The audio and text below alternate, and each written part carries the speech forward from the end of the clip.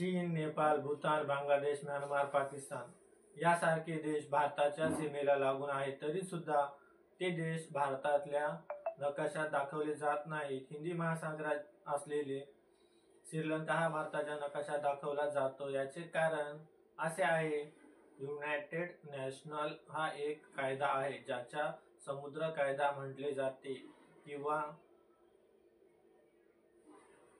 या कायद्यानुसार एखाद्या देशाची सीमा समुद्राला लागून असेल तर सीमेपासून 200 मील म्हणजे की 370 किलोमीटर पर्यंत त्या देशाचा सागरी क्षेत्रात मानला जातो.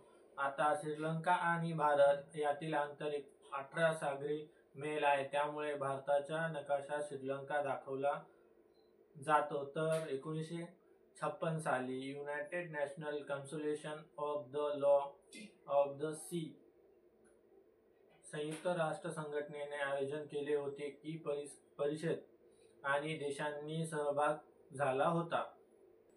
परिणामी देशाच्या सागरी हद्दी कायद्यासंदर्भात करार व करारावर कायदे करण्यात आले. मात्र 1983-1982 या काळामध्ये तिसरी परिषद युनायटेड झाली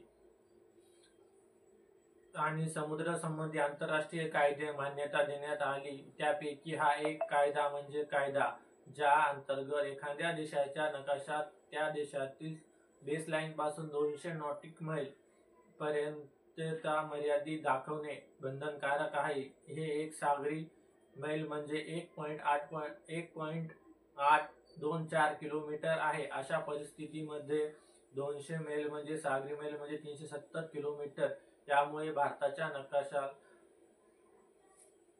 यामुळे भारताच्या समुद्राला लागून असलेल्या भारताच्या सीमेपासून 370 किलोमीटर अंतरावर येणारा परिसर नकाशात दाखवण्यात आला आहे. म्हणून त्यामुळे स्वतंत्र देश असून सुद्धा भारताच्या नकाशात श्रीलंका नेहमीच पाहिला